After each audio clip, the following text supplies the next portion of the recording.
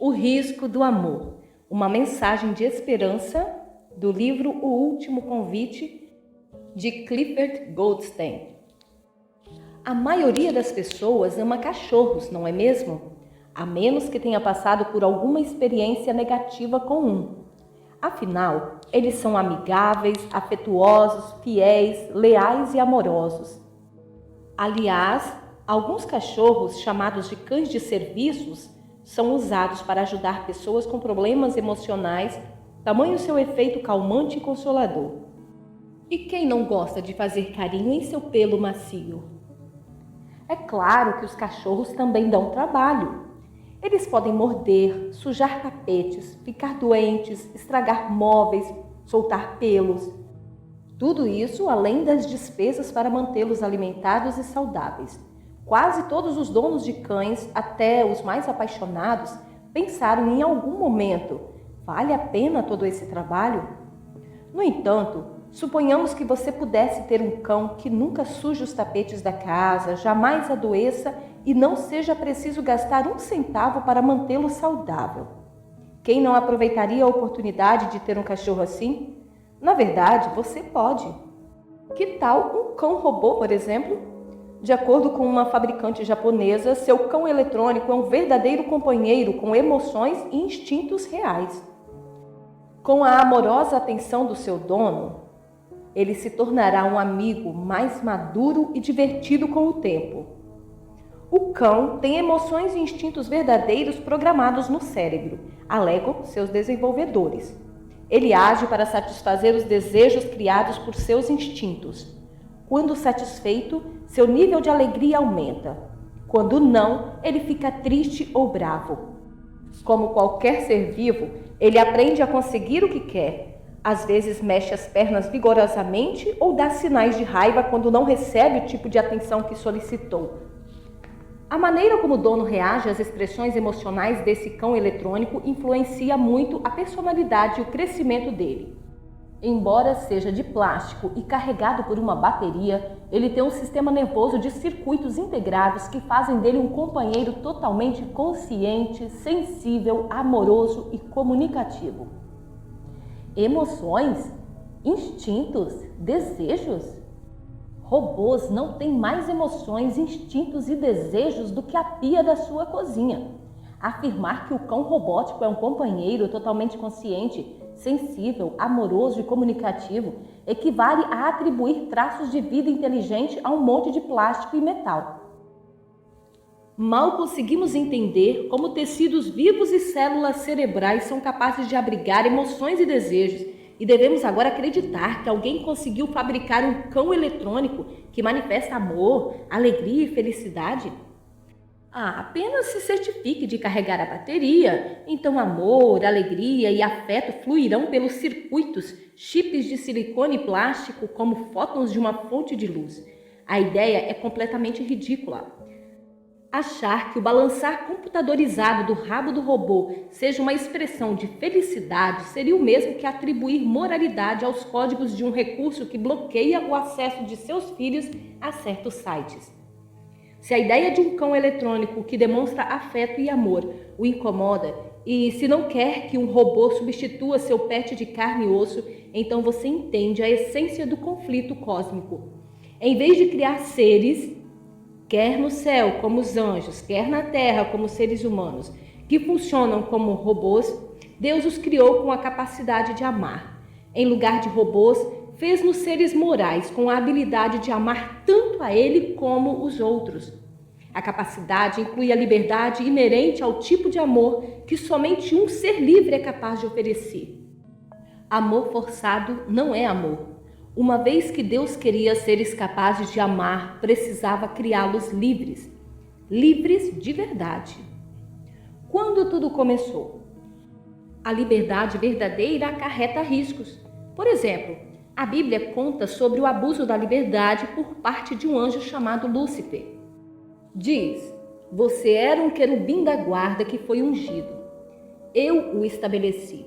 Você permanecia no Monte Santo de Deus e andava no meio das pedras brilhantes. Você era perfeito nos seus caminhos, desde o dia em que foi criado até que se achou iniquidade em você.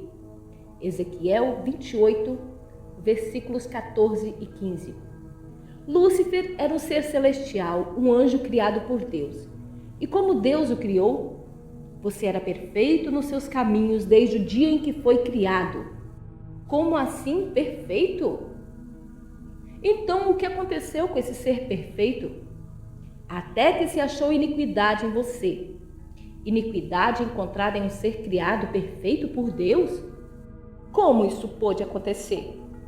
Porque essa perfeição incluía liberdade moral, a qual Lúcifer violou. O mesmo princípio se aplica aqui. Gênesis capítulos 1 e 2 revelam Deus criando vida na terra, o que incluiu Adão e Eva, ambos criados à imagem de Deus. Assim, Deus criou o ser humano à sua imagem, a imagem de Deus o criou, homem e mulher os criou. Gênesis capítulo 1, versículo 27. Quando a criação foi concluída, o próprio Deus a considerou muito boa. Isso vemos no verso 31. Assim, temos seres perfeitos criados por um Deus perfeito em uma terra perfeita. Contudo, o que aconteceu? Gênesis 3 revela que, pelo engano da serpente, vemos nos versículos de 1 a 6, no capítulo 3, esses seres perfeitos caíram em pecado. Pecado é mais do que um erro, um ato. É um estado de distanciamento de Deus. Como isso pôde acontecer? Aconteceu porque sua perfeição incluía a capacidade de amar. Como vimos, o amor requer liberdade e isso significa a possibilidade de escolher o caminho errado. Com isso em mente, leia o seguinte texto bíblico. Então estourou a guerra no céu. Miguel e os seus anjos lutaram contra o dragão. Também o dragão e seus anjos lutaram, mas não conseguiram sair vitoriosos e não havia mais lugar para eles no céu. E foi expulso o grande dragão, a antiga serpente que se chama Diabo e Satanás, o sedutor de todo o mundo. Ele foi atirado para a terra e com ele os seus anjos. Apocalipse 12, dos versos 7 ao 9.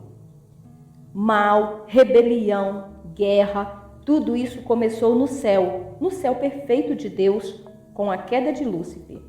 Em seguida, Lúcifer, agora chamado Diabo e Satanás, veio à terra para trazer sua rebelião sob o disfarce da antiga serpente. Embora o conflito cósmico tenha começado em outra parte do universo, ele se transferiu para a terra. No entanto, Deus não poderia ter impedido tudo isso de acontecer desde o princípio? Ele poderia ter criado seres humanos sem a capacidade de amar. Poderia ter feito uma raça de robôs que, em tudo o que fizessem, não iriam e nem poderiam amar. Mas Deus quis um relacionamento fundamentado no amor e caso tivessem nos robotizado, isso não seria possível. Não poderíamos amá-lo da mesma forma que uma geladeira é capaz de retribuir amor ao seu dono. Quem sabe ele pudesse ter eliminado Lúcifer no instante em que ele começou sua rebelião. Mas essa opção também não funcionaria. Suponhamos que você seja um líder amável e cuidadoso para com o seu grupo. Então, por algum motivo totalmente injusto, uma pessoa começasse uma rebelião, acusando-o de ser maldoso, egoísta, arbitrário e ditatorial. Como reação, mesmo antes de um julgamento, antes de permitir que apresentasse o caso em sua presença e diante dos outros, você enfileira os rebeldes e os fuzila. Dessa forma, você terá acabado com a rebelião. Mas e as acusações feitas contra você? Seus atos terão provado exatamente as queixas feitas contra a sua pessoa. Você de fato seria maldoso, egoísta, arbitrário e ditatorial se fizesse isso. Se você fosse um líder maldoso, que governasse pelo medo e por ameaça, simplesmente assustaria as pessoas e as levaria a obedecer por medo.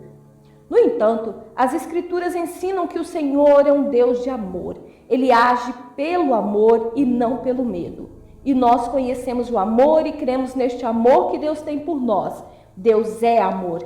E aquele que permanece no amor permanece em Deus e Deus permanece nele, conforme 1 João, capítulo 4, verso 16. Quando perguntaram a Jesus qual o mandamento mais importante, ele respondeu: ame o Senhor, seu Deus, de todo o seu coração, de toda a sua alma, de todo o seu entendimento e com toda a sua força. Marcos 12:30. Deus pode nos ordenar a amá-lo, só não pode nos forçar. Para amá-lo, precisamos ser livres. Portanto, como um Deus de amor poderia resolver o grande conflito sem violar o princípio do amor? Imagine um líder acusado por rebeldes de ser maldoso, egoísta, arbitrário e ditatorial. Suponha que esse líder, ainda na posição de liderança, descesse ao nível de seu povo, viesse em meio a seus súditos, sofresse em meio a eles e até sacrificasse a própria vida por eles, mostrando que as acusações que lhe foram lançadas eram o oposto de quem ele realmente era. Aliás, e se aqueles que fizeram as acusações contra ele fossem os mesmos que o mataram, provando que, na verdade, eles é que eram culpados daquilo que acusavam seu líder? Embora seja apenas uma analogia, de maneira bastante geral, isso foi o que aconteceu com Jesus de Nazaré, o Cristo na cruz. Ali, o Deus encarnado respondeu às acusações de Satanás. Cristo assumiu a humanidade e, por meio dessa humanidade, revelou aos anjos e ao mundo quem Deus realmente é. Conquanto o conflito cósmico ainda esteja em andamento, a ruína de Satanás é certa. Por isso, alegrem-se, ó céus, e vocês que neles habitam. Ai da terra e do mar, pois o diabo desceu até vocês, cheio de fúria, sabendo que pouco tempo lhe resta. Apocalipse, capítulo 12, verso 12. A revelação do caráter de Deus, o caráter abnegado e de renúncia que Deus demonstrou na cruz, é a base das 3 mensagens angélicas, mensagens de esperança, promessa e vida eterna, anunciadas ao mundo que anda rumo à dissolução. A promessa é feita para cada um de nós. Podemos então escolher tomar posse daquilo que tão graciosamente nos foi oferecido em Jesus Cristo. Caros ouvintes, Deus, em sua infinita bondade, continua nos assistindo e está conosco. Que o Espírito Santo continue nos iluminando para entender melhor este conflito cósmico entre o bem e o mal e que nos ajude realmente a estar sempre no caminho correto que nos direciona à salvação para a vida eterna com Deus. Amém.